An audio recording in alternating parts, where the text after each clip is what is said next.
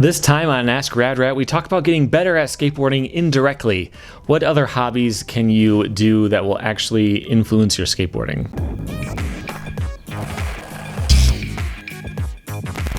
Welcome back to Rad Rat Video, a channel about skateboarding in all of its forms, where I talk about skateboarding and I review skateboarding stuff and answer your questions. The first question is from a guy I will call the Duke. He is trying to get me to say a word that is acceptable in Australia, but not in America.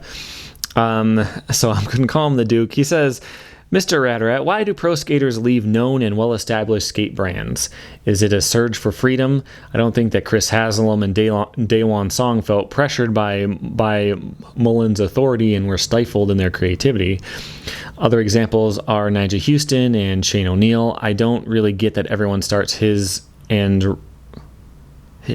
new and rather brand. By the way, it is sad to see almost skateboards nowadays. Greetings from the C words.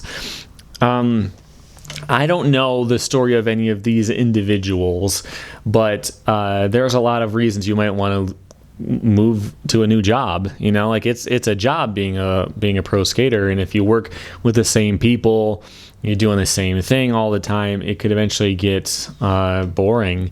But it kind of depends. So I think there is potentially a fiscal reason. Like if you are the owner of a company and the main pro on that company, you'd make a lot more money.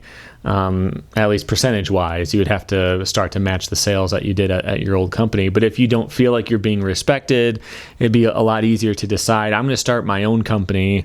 I'm going to find my own team. I know people better. Like I know what's new and good right now.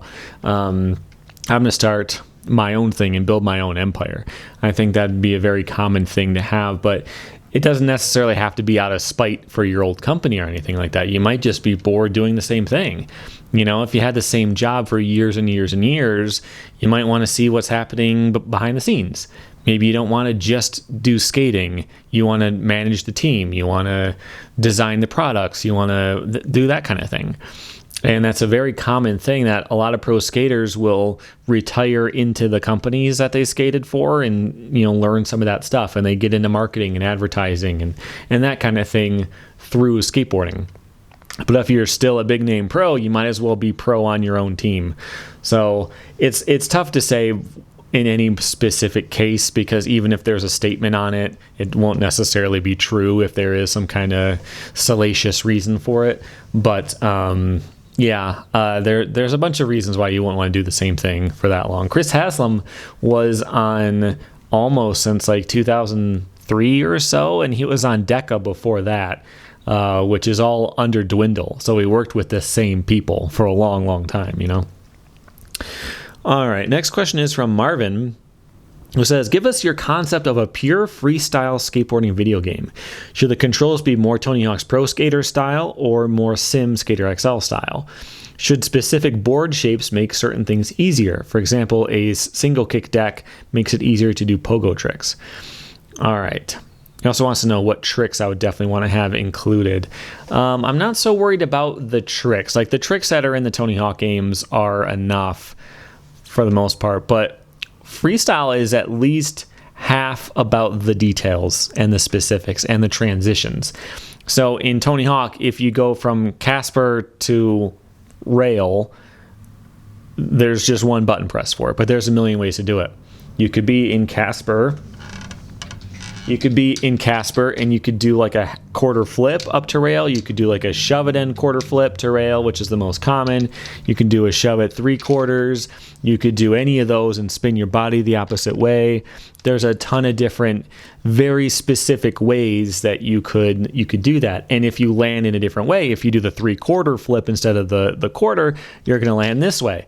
And then what toe side tricks can you do? So being able to like string together combos is a much bigger deal than you could ever do in the regular Tony Hawk 4 style that when they first started to add that stuff in. So I would say that it would have to be some kind of blend. And here's the way I picture it. So you do a trick with the sticks, you know, like you would in Skater XL, and then it could get super slow-mo. Maybe there's a button that you could press to go into slow-mo, and you would have a button combo.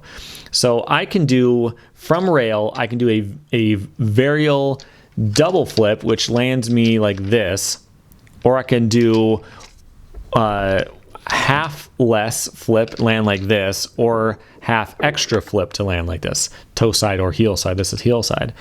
To like require you to make that specific swipe on your stick to determine the difference between a quarter or a half flip, you know, like I don't think you could do that in a way that would be fun. It'd be so specific. It'd be really hard. It would all just be luck. So it'd have to go into slow motion, and you'd have to be able to like hit some buttons to catch it early or do different kinds of things. And you have to make that the way you transition.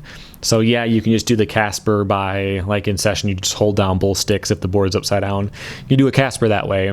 But how do you get from Casper up to Pogo? How do you do, you know, switch from Casper, or do a Casper to Casper, Casper to nose Casper, Casper, you know. All of those transitions are the interesting thing, and that's what's been missing in any kind of freestyle in a video game that we have right now. So that would have to be something to figure out. Having different boards affect tricks differently, I think, would be cool too, the way that you talked about. So it could be like how much time you have to input the buttons to do the certain thing. If you have the board that's made for it, these tricks will be easier and those tricks won't be. And so, you know, like coming up with your... I think it should be like a contest circuit, like coming up with a freestyle line or a run would be like a pretty big deal to be able to start going fast and do like a long nose manual and carve around. That's called a G turn. Do like a G turn, and then you do some flatland stuff, and then you get some speed and you do some rolling tricks. Like, how do you show all of that stuff? So I think just making that difficult and making it feel more hands-on, like you're not just pushing buttons, but you actually are doing something specific on purpose. It would be really hard to pull off, but it would be cool. Okay, next question is from Pedro. He says, imagine freestyle made it into the Olympics. Would you be inspired to go try the line and tricks of the golden medalist? Because... all right, so he's saying basically like you can't just go copy the street run or the park run or anything like that, because you'd have to have that park. But freestyle, it's all the same. As long as you got flat ground somewhere, you can emulate somebody's run and you can try to learn all of their tricks. And that is definitely true as long as your ground is decent enough and not too slippery. Like a skate park polished concrete ground is actually not that good because you can slip out of different things that you wouldn't have to worry about with street. But you could basically do that where you just learn someone else's tricks. But the thing about a freestyle contest, you know, it's a lot more about the flow and the trick, you know, what kind of tricks you do. On a vert run, most people are going to do a kickflip indie at some point, you know, like that type of thing. But in freestyle, you can be totally different. If you copied someone exactly, it would be super obvious. But that is something that I do enjoy about freestyle. It doesn't take much to have world-class gear, you know. If you have a nice board and a nice flat patch of ground, you could do anything that any top pro can do. And so the only challenge is yourself. And if that's the way that you want to challenge yourself, by seeing what other people do and see if you can do it too, that's cool. If you want to come up with your own thing, that's cool too. But that is something that is really cool about freestyle that I appreciate about it. All right. Oh, and also when I started my new series, you know, it was a couple years ago, and I haven't posted anything in a long time, Tricks and Tribulations. I've been way too hurt too often to do anything new on there. But the concept was for me to take an old freestyle trick that I had done and see if I can redo it now after like 15 years. Is it still possible that I could reach that level and do the crazy stuff that I used to do? And I was successful in a bunch of those. If you want to watch those, I think they're fun to be able to redo that old trick. But I don't need to have that same box to grind on. I don't have to have a quarter pipe with the same exact transition and that weird part where, you know, the wood would get kind of rough right there that you'd have to avoid. You can't recreate anything in skateboarding except for freestyle. All right. The last question is from Comfort Eagle, who says, are there any hobbies that can directly or indirectly help a person's skating abilities? Yeah, I could think of a couple. First one is fingerboarding, or handboarding, I guess. I have this with me right now. Which helps you understand how tricks work. Like, the physics are a little bit different because you can ollie as high as you can raise your hand, but understanding how a board flips in the air and like how pressure can do different things, I think it can be helpful. It can at the very least keep your mind on skateboarding and help you think about lines and help you figure out how tricks go together and what looks good because you're seeing it happen and you're doing it. I think it would help. Not a ton, but I do think that that is a helpful thing. The other thing I could think of is anything that teaches you like body awareness or comfort in your own body. I think for me, as I got out of my 20s, as I reached later 20s, I was just more comfortable in my body. Like, I was more used to it. And so I would not skate for a long time because I had knee problems then, and I have knee problems now. But there'd be a long span where I wouldn't skate. Then I would go out and I could keep working on the trick that I was working on last time I skated, like a year ago. And I could get closer to it than I ever did before and eventually land it because I just felt more comfortable, more aware of where I was in space. So one thing I always had a problem with is backside spinning tricks.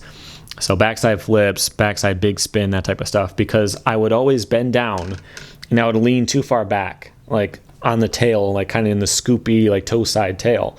And as I popped the board, it would go behind me. So if I tried to do a 360, the board would be over there somewhere. Or if I would do like a backside flip, I would be, have my weight back here, spin the board, I land kind of on the nose, but I'm way back, and I would slip out. And at no point did I ever like practice that to figure it out. I just didn't skate for a while and then came back and realized I need to keep my back straight. I need to jump up. I can't be jumping back and pushing off the board. And then suddenly backside tricks started to make more sense.